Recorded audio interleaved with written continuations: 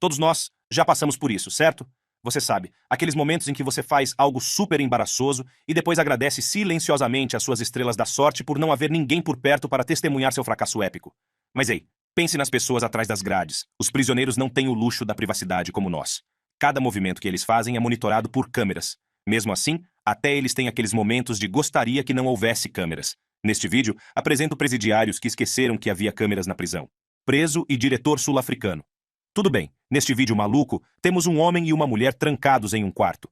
A senhora está vestida com o que parece ser um uniforme de guarda, e o homem está vestindo o clássico macacão laranja, marcando-o como um presidiário. Então, as coisas tomam um rumo quente. Eles literalmente começaram a fazer sexo, ali. Por alguma razão, eles não sabiam que estavam sendo observados por uma câmera, e sua aprovação durou vários minutos. O vídeo é originário de uma prisão sul-africana. A mulher envolvida foi despedida e o recluso perdeu alguns dos privilégios que outrora tinha, segundo o porta-voz do Departamento de Serviços Correcionais. O que é ainda mais estranho é que o escritório nem pertencia à mulher do vídeo. Pertencia a outra policial, provavelmente uma amiga da mulher no vídeo.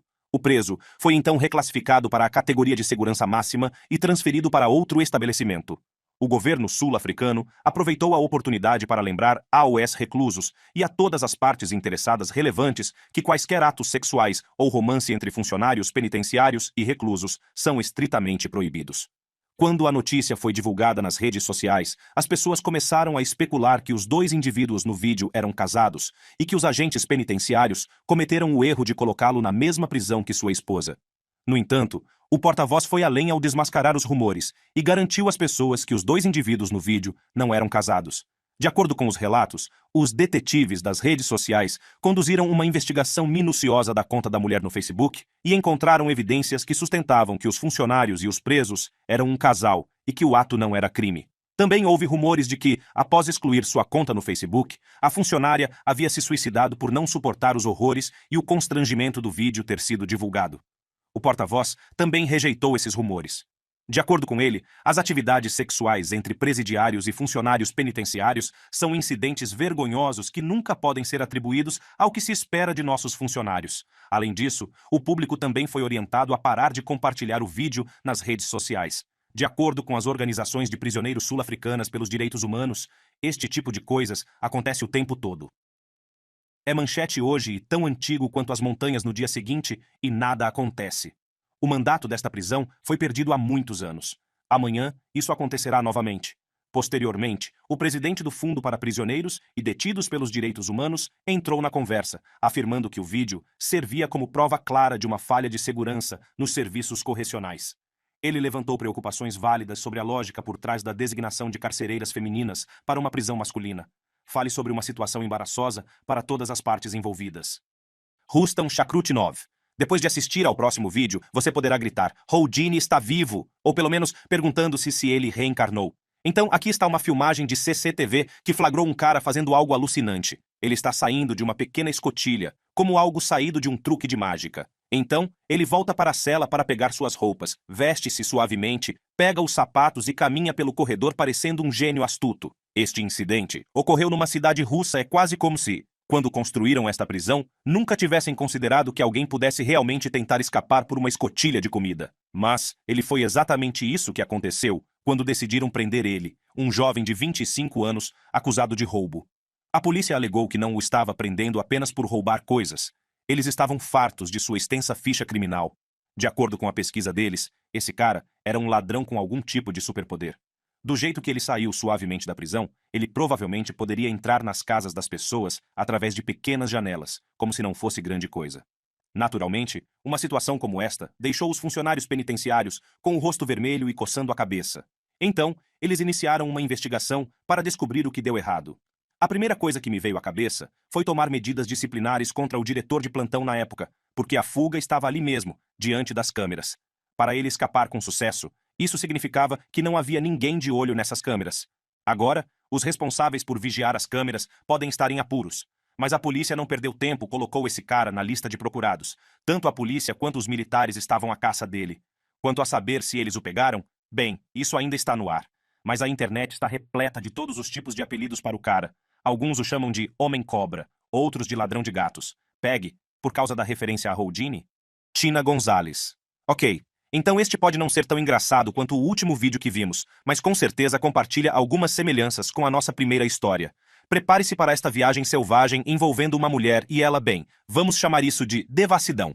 Ela decidiu brincar com um preso, mas aqui está o chute. Ela fez isso na presença não apenas de 1, 2 ou 3 presos, mas com 11 deles. Agora, para tornar as coisas ainda mais escandalosas, Tina aparentemente tomou a liberdade de fazer um buraco nas calças para, facilitar as coisas em seus encontros com os presidiários.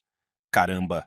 O gabinete do xerife acelerou quando recebeu a denúncia de que um preso com um celular estava tendo um encontro romântico com este policial. De acordo com o xerife assistente, suas ações são algo que só uma mente verdadeiramente depravada poderia imaginar. Mas espere, tem mais. Durante a investigação, descobriram que ela não estava apenas envolvida em atividades amorosas com os presidiários, ela estava até distribuindo lâminas de barbear, que são consideradas contrabando e possíveis armas atrás das grades. E fica pior, ela comprometia as buscas de rotina avisando os prisioneiros sobre quando suas celas seriam inspecionadas, dando-lhes uma oportunidade de ouro para esconder seu contrabando. Mais uma vez, não terminou aí. Mesmo depois de ser pega, ela não desistiu. Não. Ela continuou a ligar para o preso em questão e a ter conversas sexualmente explícitas com ele. Bem, parece que os detetives não perderam o ritmo. Ao revistarem o celular do preso, tiraram a sorte grande e encontraram o telefone em questão. E quando o calor aumentou, ela deve ter visto o que estava escrito na parede. Ela decidiu desistir, renunciando ao cargo em dezembro de 2019.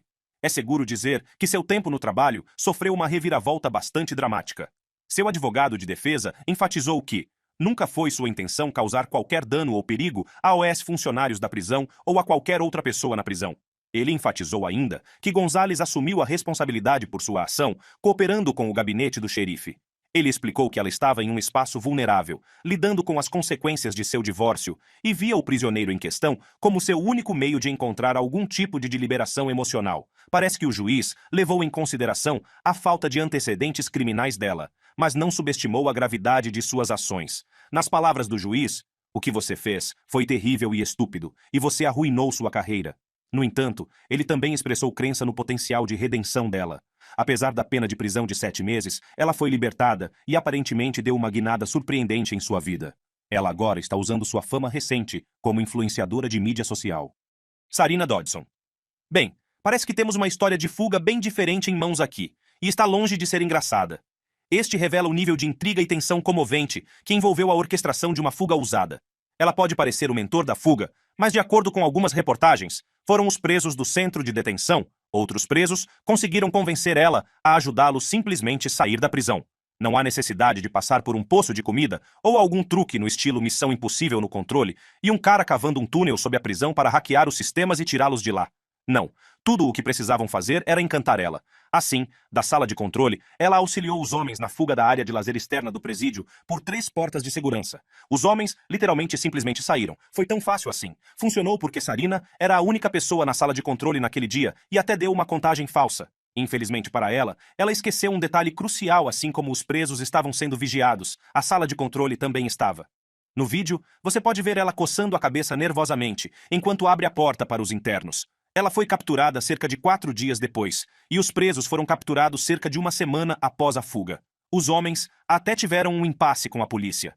Durante o julgamento dela, o juiz observou que o incidente não foi espontâneo. Foi o resultado de dias e semanas de planejamento cuidadoso. Ela recebeu então uma sentença de 9 anos, inicialmente uma sentença de 10 anos e meio, que mais tarde foi reduzida para uma suspensão de 18 meses, desde que ela aceitasse liberdade condicional supervisionada. No entanto, os presos fugitivos não tiveram a mesma sorte. Um foi condenado a 30 anos por fuga da prisão e outros crimes. Sua sentença seria executada simultaneamente com sua sentença de 11 anos. O outro recebeu uma sentença de 16 anos. Callum Finter. Esta história é absolutamente ridícula. Não há dúvida disso. No Reino Unido, temos um jovem de 21 anos que vai a tribunal para apoiar o seu amigo de 17 anos que estava prestes a ser condenado a 21 semanas de prisão por roubar um telemóvel. Agora, em vez dele entrar no tribunal para apoiar seu amigo, ele tinha um plano diferente na manga. É como se eles coordenassem tudo isso. Ele se inclinou próximo ao botão da porta automática, que por algum motivo estava colocado do lado de fora e ao seu alcance. Então, quando seu amigo conseguiu se libertar dos guardas que o seguravam e foi direto para a porta, ele estava pronto para deixá-lo sair. E assim, ele apertou o botão para libertar seu amigo. No vídeo, é possível ver pelo menos 4 guardas perseguindo o jovem de 17 anos, enquanto ele apenas se afasta casualmente, sem levantar suspeitas. Agora, você deve estar se perguntando: os guardas não sabiam onde estava o botão da porta? Eles não notaram o cara parado ao lado dele? Bem, aparentemente não. Mas a dupla dinâmica não ficou livre por muito tempo, eles foram pegos 2 dias depois. Quando perguntaram a ele por que ele liberou seu amigo, ele afirmou que era para que eles pudessem jogar sinuca. Sim, esse era o grande plano deles para o dia. No entanto, as consequências das suas ações revelaram-se ainda piores do que as suas sentenças originais. O menino de 17 anos foi condenado a mais 6 meses por sua fuga, acrescentando 3 semanas extras à sua sentença inicial. Ele também não se saiu bem, ele recebeu uma sentença de 3 meses por ajudar na fuga. Poderia ter sido ainda pior para ele, porque os promotores alegaram que o plano foi organizado, premeditado e orquestrado por ele. Mas os advogados dele argumentaram o contrário, alegando que ele havia acionado o botão espontaneamente. Quanto a saber se podem jogar sinuca na prisão, bem, quem sabe? Eles podem ter que se contentar com um tipo diferente de mesa de sinuca atrás das grades. David M. Schwartz. Este vídeo é verdadeiramente chocante e cruel, revelando um incidente profundamente perturbador envolvendo um ex-oficial do metrô de Louisville e um presidiário chamado Terry. O incidente foi capturado por um colega que provavelmente não percebeu que a câmera corporal ainda estava gravando. Aqui você vê claramente um policial batendo em um preso algemado. Aqui está o que aconteceu. Eles estavam realizando verificações de rotina nas celas do departamento quando perceberam que Terry havia coberto sua cela com papel higiênico, bloqueando a visão interna. Eles instruíram ele a retirar o papel higiênico, mas ele recusou. Os 2 agentes penitenciários entraram então em sua cela, algemaram-no à força e removeram-no para a área de espera oeste.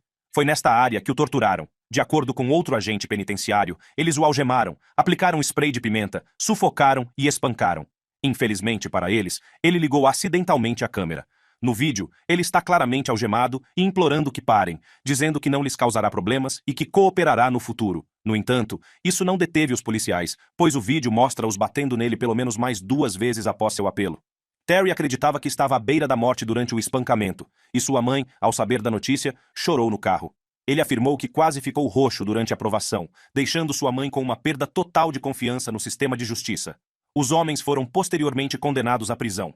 Ele era um ex-fuzileiro naval e alegou sofrer de PTSD, além de ter uma acusação anterior de contravenção contra ele. Na tentativa de encobrir seus crimes, ele escreveu um relatório falso, omitindo que havia dado um soco no detido, e acusou falsamente Terry de agressão. Ainda mais desanimador, seu supervisor tentou encobrir os policiais quando os crimes vieram à tona. Ele recebeu 8 meses de prisão domiciliar, enquanto ele foi condenado a 2 anos. A família implorou que ele cumprisse parte desse período em casa, mas o juiz rejeitou os pedidos. Este é realmente um incidente angustiante que expõe as falhas do sistema. Lee McNair. Este vídeo mostra um homem aparentemente charmoso vestido de branco e um policial que parece ser bastante amigável com ele. No entanto, as aparências enganam, especialmente quando se trata dele que é um mestre do engano. Desconhecido do policial, é um assassino extremamente inteligente e condenado, conhecido por sua habilidade de escapar da captura. Esta tentativa de fuga foi a terceira. Enquanto estava na prisão, ele trabalhou na área de manufatura, onde consertou malas postais velhas e rasgadas. Foi nessa época que ele planejou sua fuga. Ele construiu uma cápsula de fuga completa com um tubo de respiração, que enterrou sob uma pilha de malas postais. Esta cápsula foi então embalada e transferida para um armazém próximo, fora da prisão. Quando os funcionários da prisão entregaram o catre em que ele estava e foram almoçar, ele aproveitou a oportunidade. O palete em que ele estava foi retirado por volta das 9 horas, e ele conseguiu sair do palete por volta das 11. Ele estava ciente de que não seria declarado desaparecido antes das 16 horas. Poucas horas depois de sua fuga, ele foi parado enquanto corria ao longo de uma ferrovia por um policial. Todo o incidente foi capturado pela câmera do veículo. Ele não tinha identificação e até forneceu ao policial 2 nomes diferentes. Primeiro, ele disse que seu nome e depois outro. Ele permaneceu notavelmente calmo e controlado, dando uma explicação plausível de que estava fora para correr. Ele brincou com o policial e mesmo quando a polícia enviou uma descrição que combinava com ele manteve a calma. A foto enviada era de baixa qualidade e desatualizada, dificultando a confirmação da identidade dele.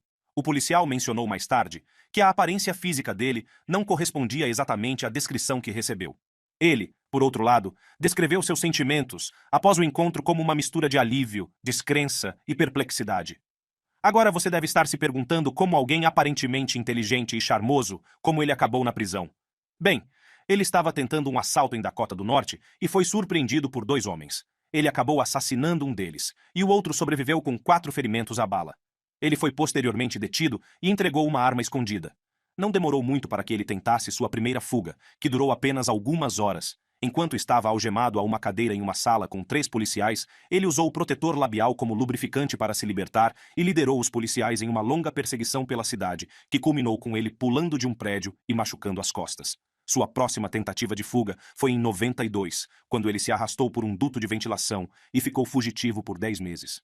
Após sua recaptura, o Departamento de Correções percebeu que ele era um problema significativo, então tomaram precauções e o enviaram para onde acreditaram que ele não poderia escapar. No entanto, percebendo que não poderia escapar de lá, ele fez parte de uma greve que forçou o departamento a transferi-lo para onde fez mais uma fuga ousada. A capacidade de ele de enganar as autoridades é simplesmente surpreendente. Kawana Jenkins. É lamentável verificar que a conduta inadequada envolvendo guardas e reclusos nas prisões continua a ser um problema. Uma guarda de 36 anos foi pega em flagrante com um presidiário e desta vez não houve a pretensão de ter esquecido as câmeras porque ela as conhecia bem. Neste incidente, ela foi filmado interagindo de forma inadequada com um presidiário, e o vídeo foi descoberto no celular do presidiário durante uma extorsão na prisão. Assim que os policiais recuperaram o celular, eles realizaram uma busca e encontraram o vídeo incriminador, identificando claramente ela. No vídeo, não mostraremos o preso deslizando totalmente o dedo indicador na boca dela enquanto ela o chupa. A única coisa que sentimos falta no vídeo é a nudez total, e esse tipo de interação é muitas vezes desaprovado nas prisões. Consequentemente, seu emprego foi imediatamente rescindido e ela foi presa.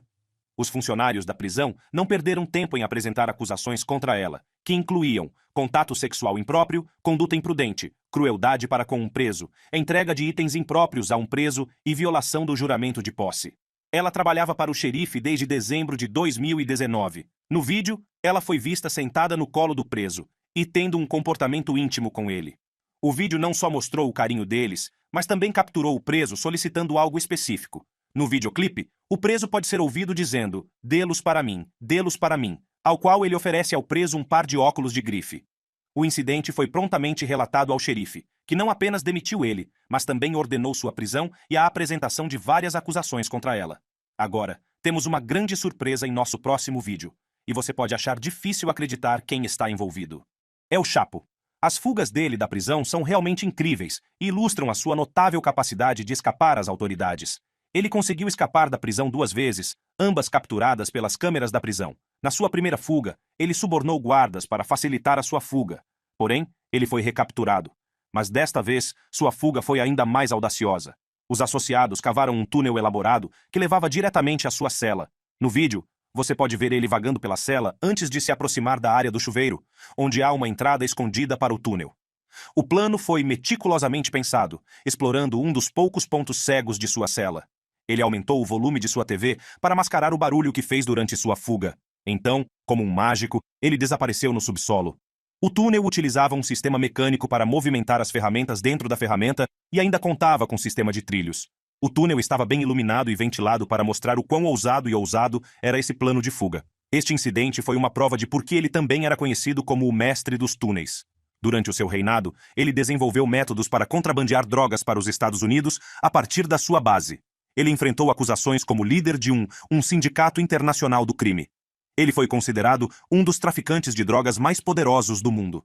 Este vídeo dá uma ideia de sua influência, enquanto ele orquestrou sua fuga para um ponto cego cuidadosamente planejado em sua cela de prisão. O chefe dirigia um cartel envolvido na produção, contrabando e distribuição de quantidades significativas de diversas drogas ilícitas, incluindo cocaína, metanfetamina, maconha e heroína. Estas drogas chegaram aos Estados Unidos e à Europa, 2 dos maiores mercados de drogas do mundo. As suas estratégias inovadoras incluíram a criação de células de distribuição e a construção de extensos túneis subterrâneos perto de zonas fronteiriças, facilitando a exportação de medicamentos para os Estados Unidos numa escala sem precedentes. Sob a sua liderança, esta empresa criminosa não só gerou imensa riqueza e poder, mas também lhe rendeu reconhecimento global. A Forbes listou-o como um dos indivíduos mais influentes a nível mundial, enquanto outra estimou que a sua influência e riqueza eram equivalentes às de Pablo Escobar. A história dele é uma prova dos desafios que as autoridades enfrentam ao lidar com criminosos tão engenhosos e astutos. Fuga do Recife. Os vídeos da minha lista mostram pessoas usando diferentes meios para escapar da prisão. Alguns usaram astúcia, alguns charme, outros usaram sua profunda rede de amigos fora da prisão para orquestrar uma tentativa ousada. Mas este vídeo que estou prestes a mostrar mostra apenas o uso do caos e de uma bomba para fazer uma fuga usada em Recife, Brasil. Primeiro, um homem não identificado corre rapidamente até as paredes da prisão, empunhando um pacote e o deixa cair perto das paredes da prisão. Minutos depois, o pacote explode e cria um grande buraco nas paredes. Imediatamente, os presos fizeram tentativas de fuga. Alguns deles, no entanto, mudaram de ideia e voltaram correndo para a prisão. Os funcionários da prisão foram avisados desta ocorrência, pois ainda naquela semana, 53 homens escaparam de uma prisão diferente nos arredores da cidade e apenas 13 deles foram encontrados. O Sindicato dos Guardas Prisionais já havia alertado as autoridades sobre a possibilidade iminente de uma fuga da prisão. Relataram que, no momento da explosão, apenas metade das torres de observação da prisão contava com pessoal devido à falta de pessoal. Além disso, o sindicato destacou que o estado de Pernambuco, onde está localizado o Recife, contava com pouco mais de 1.500 guardas prisionais em suas penitenciárias, quando o ideal seria haver um mínimo de 5.000 guardas para garantir a segurança adequada. Numa prática incomum, as prisões do estado dependem frequentemente de reclusos eleitos para ajudar na manutenção da segurança, ao lado dos guardas oficiais. O sindicato também observou que, assim como muitas outras instalações correcionais brasileiras, esta prisão enfrentava graves problemas de superlotação. Na verdade, o complexo prisional albergava 4 vezes o número de reclusos para o qual foi originalmente concebido. Alguns dos prisioneiros mudaram de ideia enquanto fugiam, enquanto outros se espalhavam pela área residencial. Todos os homens, exceto um, foram capturados posteriormente. Pascal Payet. Ele é um criminoso francês que se tornou famoso por suas audaciosas fugas de prisão envolvendo o sequestro de helicópteros. Sua condenação inicial resultou de um incidente de 97, no qual ele foi condenado a 30 anos de prisão por envolvimento em um assassinato durante um assalto a uma van de segurança. Nascido na França, ele passou os seus anos de formação em Lyon antes de se estabelecer em Marselha. Seu histórico criminal inclui condenações por agressão agravada nos anos 80 e 90. Notavelmente, ele esteve envolvido em um ataque a um carro blindado do Banco da França, resultando na trágica morte de um guarda. Posteriormente, ele foi detido em Paris com seu comparsa. Ele escapou ousadamente de uma prisão na aldeia no departamento francês, sequestrando um helicóptero. No entanto, apenas 6 dias depois, foi capturado e levado para interrogatório em Paris. A audácia dele continuou, quando ele orquestrou outra fuga da prisão assistida por helicóptero, desta vez libertando outros 3 detentos, que havia sido preso ao lado dele em 1999. Eles escaparam da captura por 3 semanas. Ele foi condenado a 30 anos de prisão por seu envolvimento no sequestro de um carro blindado, uma condenação que foi mantida em maio de 2006 após um recurso. Anos depois, chamou a atenção ao publicar em seu blog uma carta aberta na qual criticava as condições de seu encarceramento. Antes de escrever a carta, ele iniciou uma greve de fome numa prisão para protestar contra a sua transferência 9 vezes em 30 meses. Ele confessou ser o mentor da fuga de 2003 e foi condenado a mais 7 anos de prisão, enquanto seus co-conspiradores receberam sentenças de 3 anos cada. Além disso, ele recebeu uma pena adicional de 6 anos por sua própria fuga assistida por helicóptero em 2001. Ele tornou-se um dos reclusos mais monitorizados de perto em França, nunca permanecendo na mesma prisão por mais de 6 meses. Oficialmente designado como prisioneiro, sob vigilância excepcionalmente elevada, foi mantido em confinamento solitário. Apesar de ser monitorado de perto e mantido em confinamento solitário, ele conseguiu escapar novamente durante as festividades do Dia da Bastilha. Ele e seus cúmplices sequestraram um helicóptero, libertando-o de uma prisão em Grasse. Eles pousaram e ele fugiu com seus associados, deixando o piloto ileso. O helicóptero sequestrado acabou pousando ao longo da costa do Mediterrâneo. Ele e seus cúmplices fugiram rapidamente do local, deixando o piloto ileso. 2 dias após a sua ousada fuga, foi emitido um mandado de detenção europeu para a sua captura. Nosso próximo vídeo é engraçado só porque não houve nenhum planejamento, apenas um fluxo de sangue na cabeça. Blaise Ayers. Aqui vemos ele caindo do teto. Quando ele caiu, ele se recusou a se render. Então, os policiais ao seu redor usaram uma arma de choque para subjugá-lo. O incidente se desenrolou enquanto os oficiais da prisão escoltavam o preso, de 28 anos, para sua cela designada, depois de ele ter estado na área de recreação coberta. A cela de detenção dele ficava na área de registro da prisão. Ao chegar à área de reserva, Ayers de repente entrou em uma sala médica e prontamente trancou a porta atrás de si. Os oficiais da prisão seguiram um caminho alternativo através de uma sala adjacente e, ao entrarem na sala médica, descobriram que ele havia conseguido acessar o espaço do teto. Apesar de seus esforços para persuadi-lo, ele recusou-se terminantemente a cumprir suas instruções. Persistentemente, ele continuou a navegar pelo teto, causando grandes danos a diversas seções do teto da área de reserva. Ele perdeu o equilíbrio e caiu do teto, caindo no chão da área de reserva. Mesmo depois de sua queda, ele permaneceu pouco cooperativo e recusou-se a seguir as ordens, levando a sua eventual subjugação pelo uso de um taser. Ele foi preso porque não compareceu ao tribunal para cobrar bateria na véspera de Natal. Mas, por ter tentado escapar, agora vai passar ainda mais tempo na prisão.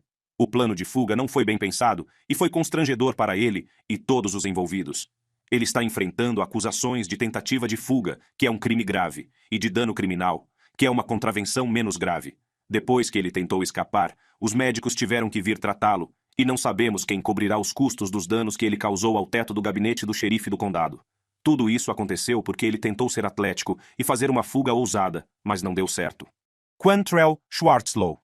Ele foi preso sob suspeita de agressão sexual de segundo grau, estrangulamento e agressão. Em seguida, ele foi levado sob custódia, em 18 de outubro. A equipe do gabinete do xerife relatou que, inicialmente, após sua prisão, ele se recusou a participar de uma entrevista. No entanto, ele mudou de ideia ao ser escoltado para a prisão.